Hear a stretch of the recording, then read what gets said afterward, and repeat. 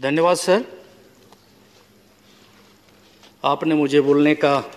अनुमति दिया, इसके लिए आपका आभारी। सबसे पहले मैं इस देश के यशस्वी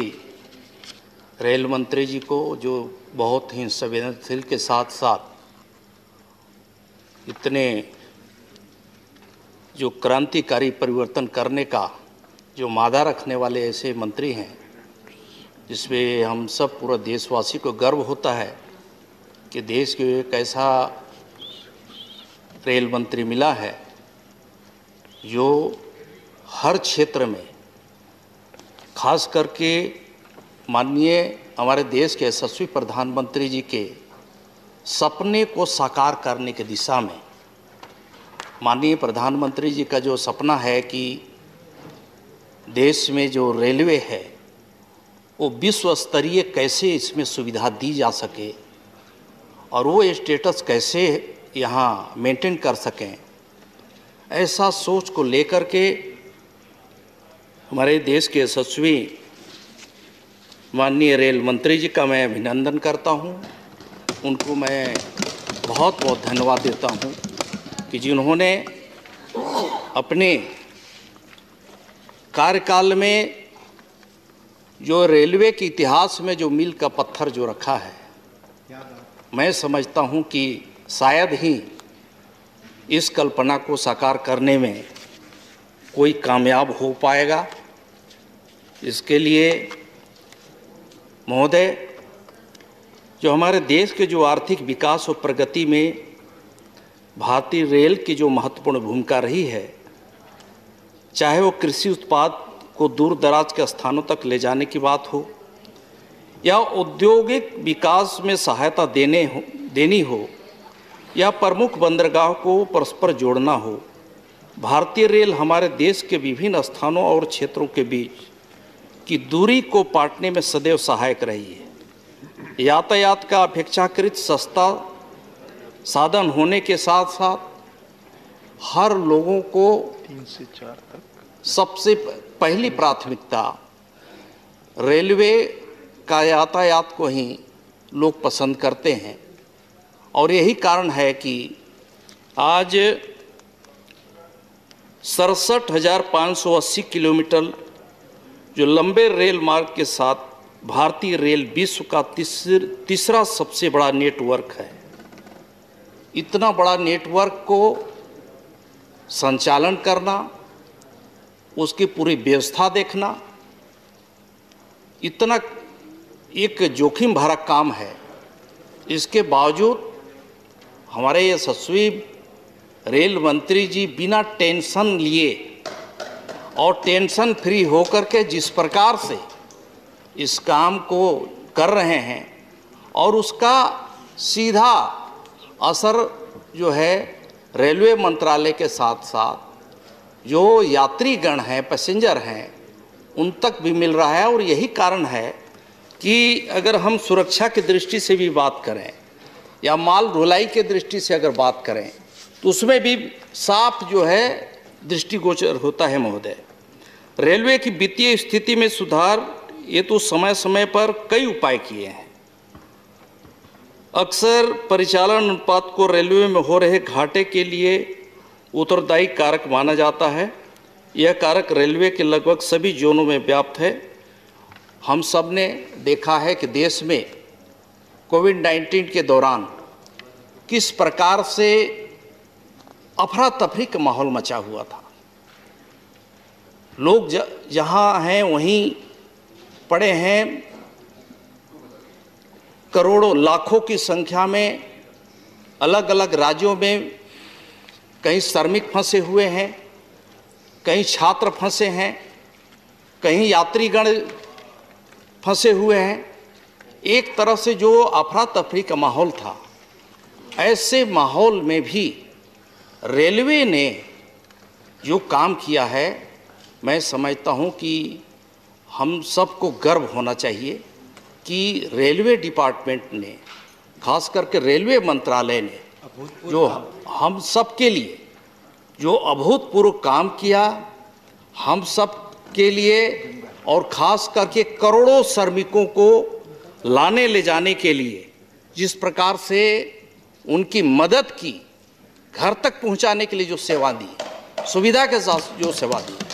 ये बहुत ही अभिनंदनीय काम किया है और इसको कभी भुला नहीं सकता देश का इतिहास। महोदय, ऐसे समय में स्वाभाविक है कि रेलवे के बहुत सारी आर्थिक परेशानियों से भी गुजरना पड़ा है और यही कारण है कि पिछले कोविड-19 महामारी के कारण लगाए गए लॉकडाउन में लगभग सभी यात्री रेलगाड़ियों का संचालन बंद कर दिया गया, जिसके कारण पिछले वर्ष की तुलना में रेलवे के सभी जोनों से संचालन संबंधी घाटे में करीब 37,000 करोड़ रुपए की कमी आई थी। ये स्वाभाविक था महोदय, लेकिन हमारे सामने चुनौती थी कि देश के जो गरीब मजदूर, जो बहुत सारे, जो लाखों की संख्या में छात्र और भी प्रवासी जो फंसे हैं, उनको हम कैसे गंतव्य स्थान तक कैसे पहुंचा सकें, उनकी मदद कैसे की जा सके, इसके लिए रेलवे डिपार्टमेंट ने बहुत ही सराहनीय काम किया। महोदय, हम लॉकडाउन के दौरान विभिन्न राज्यों में फंसे प्रवासी श्रमिकों, यात्रियों और छात्रों को ले जाने के लिए चलाई गई श्रमिक जो स्पेशल गाड़ियां हैं, उन्हें मिशन मोड में चलाया गया और यही कारण है कि राज्य के सरकारों के मांग के अनुरूप 1 मई से 31 अगस्त तक 4,621 श्रमिक स्पेशल गाड़ियां चलाई गई। ये छोटी मोटी बात नहीं है महोदय, इतनी बड़ी हिम्मत का काम और इतने बड़ा साहसिक काम के साथ साथ एक मानवीय संवेदना को दर्शाता है कि किस प्रकार से हमारे देश के यशस्वी प्रधानमंत्री इन सब के प्रति, देशवासियों के प्रति कितने संवेदनशील हैं और उस सपना को, उनकी बात को साकार करने के लिए उतने ही संवेदनशीलता दिखाते हुए हमारे देश के रेल मंत्री जी ने जो काम किया है वो काबिले तारीफ है। महोदय, जहां तक यात्री गाड़ियों के सेवाएं बहाल कर दिए जाने के बाद भी time table world parcel special train सेवाएं जो जारी रखी गई, इसके साथ ही साथ 7,267 विशेष पार्सल गाड़ियां चलाई गई, जिसमें 7,014 गाड़ियां टाइम टेबल सेवाओं के अधीन चलाई गई। लगभग 6.6 लाख टन माल इन सेवाओं के माध्यम से भेजा गया। महोदय, सुरक्षा को सर्वोच्च प्राथमिकता देती है हमारी ये सरकार। दुर्घटनाओं को रोकने और सुरक्षा सुनिश्चित करने के लिए नियमित आधार पर विभिन्न उपाय अपनाती है और यही कारण है कि 2016-17 में हुई 104 दुर्घटनाओं की तुलना में 2019-20 में हुई दुर्घटनाओं की संख्या 55 थी, जबकि इस अवधि के दौरान भारतीय रेल के यातायात परिमाण में अधिक वृद्धि हुई है। रेल दुर्घटना की जहां तक बात करें महोदय, तो लगातार हम सब के लिए एक बहुत ही खुशी की बात है कि इस अवधि में कोई ऐसी बड़ी रेल दुर्घटना कम से कम देश के समाचार पत्रों में या फिर हम सबके सामने ये देखने को नहीं मिली और हम लोगों ने सुना भी नहीं। महोदय, इन सब के बावजूद इसमें जो बेहतर तरीके से जो काम करने का निर्णय लिया है माननीय मंत्री जी के सूझबूझ से, निश्चित ही मैं उन्हें बधाई देता हूं। महोदय, जहां तक बजट की बात है तो पहली बार देश के इतिहास में ऐतिहासिक बजट आया है महोदय। रेल को जिस प्रकार से जो काम करने का एक अवसर मिला है, उसमें निश्चित हम कह सकते हैं इसमें रेल का जहां विकास होगा वहीं यात्रियों की सुविधा की दृष्टि से भी और सुरक्षा की दृष्टि से भी विशेष ख्याल रखा गया है। वहीं रेल की जो स्पीड जो औसत होती थी उसे भी बढ़ाने के लिए एक कार्य योजना बना करके काम किया जा रहा है। महोदय, अगर 2020-21 और 21-22 का हम अगर रेलवे का बजट की बात करें तो सकल बजटीय सहायता 2020-21 में जहां 70,250 करोड़ था, वहीं बजट अनुमान 2021-22 में 1,07,300 इसमें दिया गया है महोदय। आंतरिक संसाधन से जहां की 7,500 करोड़ दिया गया है, इसके साथ ही साथ अतिरिक्त बजटीय संसाधन 83,292 जहां 20-21 में था, वहीं 2021-22 में 1,02,58 करोड़ का अनुमान दे करके कुल पूंजीगत व्यय 2,15,058 करोड़ का इतना भारी भरकम जो बजट दिया गया है महोदय, इससे रेलवे को काम करने में, खास करके जो बहुत सारे स्कीमें जो ऑनलाइन हैं, इन सब को पूरा करने के लिए और आगामी जो योजनाएं जो हैं फ्यूचर प्लान की दृष्टि से उसे भी पूरा करने के लिए, शुरुआत करने के लिए बहुत बड़ी एक सुविधा मिलेगी महोदय। जहां तक माल भाड़ा से प्राप्त राजस्व की बात है, जहां 2017-18 में 1159 जहां मिलियन टन का माल का ढुलाई किया, 19-20 में 1208 मिलियन टन का ढुलाई किया, वहीं हम 2021-22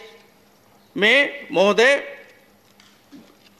2019-20 की बात करें तो 1,13,487 करोड़ का राजस्व प्राप्त रेलवे को हुआ महोदय। इस तरह से तुलनात्मक अगर हम बजट की बात करें महोदय, तो जिस प्रकार से योजना बना करके रेलवे ने काम करना शुरू किया है, उसके जो नई रेल लाइन की बात करते हैं, बहुत सारे माननीय सांसदगण, माननीय जनप्रतिनिधिगण, राज्यों की ओर से भी बहुत सारे डिमांड आते हैं। बहुत सारे जो रेलवे लाइन जो अधूरे पड़े हैं उनको कैसे पूरा करना है, इसके लिए नई रेल लाइन बिछाने के लिए 26 जहां 2020-21 में 26,971 करोड़ का इतना का बजट का अनुमान रखा गया था, वहीं इस बार बढ़ा करके 40,932 करोड़ का इसमें बजट का आवंटन दिया गया है महोदय, जो पिछले साल की अपेक्षा 52% अधिक है महोदय। इसी प्रकार से दोहरीकरण का 21,545 के एवज में 26,116 करोड़ का इतना आवंटन दिया गया है महोदय, जहां तक इसमें 21% की वृद्धि है। इसी प्रकार से यातायात सुविधाओं के लिए हम देखते हैं तो 156% की वृद्धि के साथ वहीं पर रेलवे ऊपरी ओवरब्रिज और अंडर ब्रिज के लिए भी माननीय नेताम जी कंक्लूड करिए, आपका टाइम खत्म होने वाला इसमें दिया गया है महोदय। महोदय मैं अभी ये तो बजट की बात कर रहा था, मैंने अभी अपने बस आपके पास सिर्फ 1 मिनट है, 1 मिनट में जितनी बातें कहनी हो कह ले। मुझे बताकर 20 मिनट का समय दिया गया है महोदय, मैं समझता हूं कि मैं अपने समय में पूरा कर दूंगा प्लीज। तो इसलिए महोदय मैं खास करके जो छत्तीसगढ़ है, छत्तीसगढ़ में जहां तक जो छत्तीसगढ़ के औद्योगिक विकास के लिए निरंतर जो रेलवे डिपार्टमेंट से जो हमें आवंटन प्राप्त हो रहा है, ये पहली बार इतिहास में महोदय कि छत्तीसगढ़ को सबसे अधिक बजट इस बार जो है हमें प्राप्त हुआ है, जो 3,650 करोड़ का आवंटन प्राप्त हुआ है। तो इसलिए ये अकेले छत्तीसगढ़ के लिए महोदय, इसके साथ साथ बहुत सारे हमारे स्कीम जो चल रहे हैं महोदय, मैं आपसे अनुमति चाहूंगा कि कृपया इधर न देखा जाए। नहीं, आप उधर देखिए तो अच्छा रहेगा, आप इधर देखेंगे तो मैं बोल नहीं पाऊंगा। माननीय नेताम जी, इसलिए माननीय नेताम जी, ये देखने का काम जो पार्टी ने समय दिया उसके तहत मैं कर रहा हूँ। प्लीज माननीय मंत्री जी का कंक्लूड करें। मैं महोदय एक हमारा अपने अब मेरे यहाँ मेरे क्षेत्र का एक है जो चिरमिरी बरवाडीह के जो लाइन है महोदय, इस बारे में माननीय मंत्री जी से हम लोगों ने, हमारे माननीय सांसदों ने, झारखंड के सांसदगण ने कई बार और विधान हम लोगों ने पार्लियामेंट में, चाहे लोकसभा हो चाहे राज्यसभा हो, अपने कलीग्स का समय ले रहे हैं। कृपा करके उस लाइन की स्वीकृति दे दिया जाए जिससे कि बने। इसके साथ ही साथ महोदय, मैं 1 मिनट चाहूंगा महोदय, अपने सहयोगियों का, साथियों का समय ले रहे हैं। अंबिकापुर में रेलवे टर्मिनल एक दे दिया जाए, रेलवे टर्मिनल की स्वीकृति कर दिया जाए। इसके साथ ही साथ यात्रियों की बढ़ती जो संख्या उसको देखते हुए रायपुर से जोड़ने के लिए अंबिकापुर से रायपुर तक एक इंटरसिटी ट्रेन अगर चला दिया जाए तो बहुत अच्छा होता महोदय। ये निवेदन के साथ आपने मुझे समय दिया, इसके लिए मैं आपका अभिनंदन करता हूं सर।